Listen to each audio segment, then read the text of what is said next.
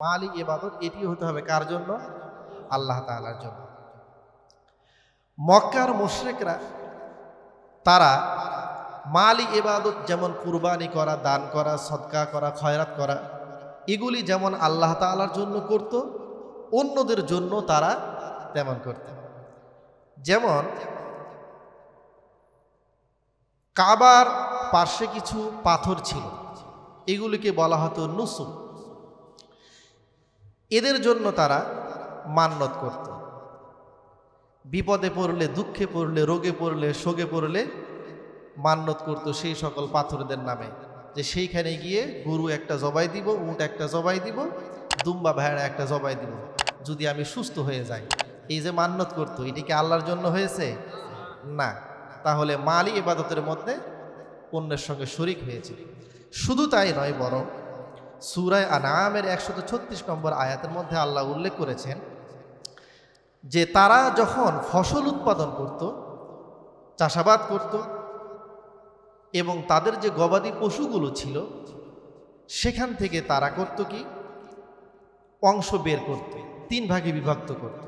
এক তো হলো নিজের জন্য, নিজে খাবে দাবে চলবে এজন্য, আর একটা ভাগ আল্লাহ তাআলার জন্য। তো আল্লাহ তাআলার জন্য যেটি, এটি তো আল্লাহ নেন না, নেন কে? আল্লাহর বান্দারা। আমরা কুরবানি করি কি আল্লাহর কাছে গিয়ে দিয়ে আসি? আল্লাহর নামে কুরবানি করে আল্লাহ সন্তুষ্ট করার জন্য, কিন্তু আল্লাহর বান্দাদের মাঝে আমরা বিতরণ করি আল্লাহর জন্য। আর একটি করতে হলো মূর্তিদের জন্য। এটা হলো এক খারাপ কাজ। এর পাশাপাশি আরও তারা কি করত? তারা যে কাজটি করত সেটি হলো, যখন এই যে বন্টন করত, 3 ভাগে বিভক্ত করত, এই বন্টন করতে গিয়ে কখনো কখনো মূর্তির নামে যে বন্টন ছিল সেখান থেকে কিছু অংশ আল্লাহ তাআলার নামে যে বন্টন করা হয়েছে সেখানে পড়ে গেছে। তো তখন তারা করত কি, সেই অংশটুকু তুলে মূর্তির নামে যতটুকু ছিল সেটি বুঝাই দিত। এর বিপরীতে আল্লাহ তাআলার জন্য যতটুকু তারা নির্ধারণ করছে, ওইখান থেকে কোনো অংশ যদি মূর্তির অংশে পড়ে যেত, তখন সেখান থেকে তুলে আর আল্লাহর যে অংশ ছিল সে অংশে দিত না। বলতো আল্লাহর তো অনেক আছে, আল্লাহর তো এগুলি লাগে না, সুতরাং একটু কম হলেও চলবে, এই কথা তারা বলতো। এটি হলো আর এক খারাপ। একে তো হলো অশুভ বন্টন, আর প্রথমত তারা তো শিরিক করেইছে আল্লাহর সঙ্গে। তো এগুলি যেমন তারা শস্যর ক্ষেত্রে এসব কাজ করত, গবাদি পশু প্রাণী জন্তুর ক্ষেত্রেও তারা এই কাজগুলি করত, শিরিক করত। আল্লাহ তাআলা তাদের সম্পর্কে বলেছেন সূরা আনআমের মধ্যে। আল্লাহ তাআলা ইরশাদ করেন, ওয়াজআলু লিল্লাহি মিম্মা দারাআ মিনাল হারথি ওয়াল আনআমি নাসীবা ফাকালু হাযা লিল্লাহি বিজামিহিম وهذا لشركائنا فما كان لشركائهم فلا يصل إلى الله وما كان لله فهو يصل إلى شركائهم ساء ما يحكمون। আল্লাহ তাআলা তাদের অবস্থা তুলে ধরে বলেন, ওয়াজআলু লিল্লাহি মিম্মা দারাআ মিনাল হারথি ওয়াল আনআমি নাসীবা।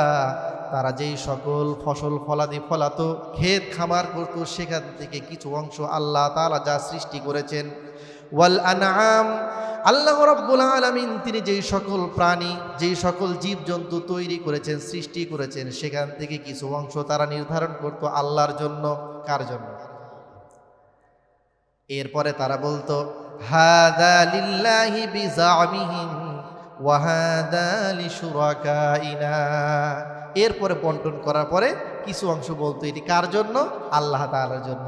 ওয়া হাযা লিশুরাকাইনা, আর এটি হচ্ছে মূর্তিদের জন্য, তাদের শরীকদের জন্য। এরপরে কি করত? ফামা কানা লিশুরাকাইহিম ফালা ইয়াসিলু ইলাল্লাহ। তাদের শরীকদের মধ্যে কোনো অংশ যদি পড়ে যেত, তাহলে সে অংশটা তারা আর আল্লাহ তাআলার অংশের মধ্যে ফিরিয়ে দিত না। ওয়ামা কানা লিল্লাহি ফাহুয়া ইয়াসিলু ইলা শুরাকাইহিম, এর বিপরীতে যদি আল্লাহ তাআলার অংশের মধ্যে তাদের সেই শরীকদের কোনো অংশ পড়ে যেত, তাহলে সেখান থেকে সেই অংশটুকু আবার শরীকদের কাছে বুঝাই দিত। আল্লাহ তাআলা বলেন সাআ মা ইয়াহকুমুন, তারা এই যে বন্টন করেছে, এই যে ফায়সালা করেছে, এটা কতই না নিন্দনীয় এবং নিকৃষ্ট মূর্খতা স্বরূপ তাদের এই বন্টন নীতি। এইভাবে আরবের লোকেরা শিরিক করত মাল ইবাদতের মধ্যে। এখন এই যে তারা শিরিক করলো, এটা কোথায় শিরিক করেছে? মালের মধ্যে। আর এই মালই বিষয়, এটি কার অন্তর্ভুক্ত? ইবাদতের অন্তর্ভুক্ত। ওই যে বলেছিলাম আল্লাহ তাআলাকে একক বলে বিশ্বাস করার একটি অংশ হচ্ছে আল্লাহ তাআলার জন্য সকল ইবাদত করতে হবে। এর মধ্যে থেকে ইবাদতের যতগুলি প্রকার ছিল, এর মধ্যে থেকে একটি প্রকার কি? মাল ইবাদত, অর্থের সঙ্গে সম্পর্কিত ইবাদত, ওটি হতে হবে আল্লাহ তাআলার জন্য, না হলে এটি হয়ে যাবে শিরিক, সেই ব্যক্তি মুশরিক হয়ে যাবে। এখন এই তো হলো তাদের অবস্থা। আমরা মুশরিক বলতে আমাদের ব্রেনটা, আমাদের জেহেনটা সবসময় চলে যায় হলো 1500 বছর আগে যারা ছিল তাদের দিকে, আর তারপর থেকে আমাদের যুগ পর্যন্ত পৃথিবীতে আর কোনো মুশরিক নাই। আসলেই কি তাই? এখন আমাদের সমাজের মধ্যেও মানুষ দেখবেন নজর নিয়াজ, মান্নত, পশু ইত্যাদি, এগুলি কি আল্লাহ তাআলা ছাড়া অন্য কারো নামে করে?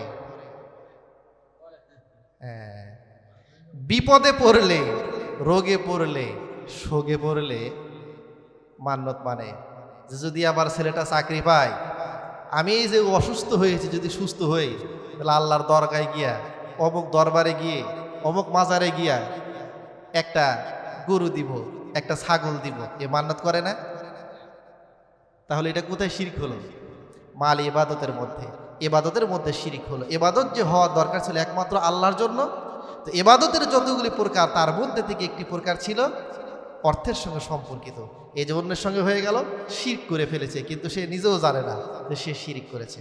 আল্লাহ তাআলা আমাদের সকলকে হেফাজত করুন, বলুন আমিন।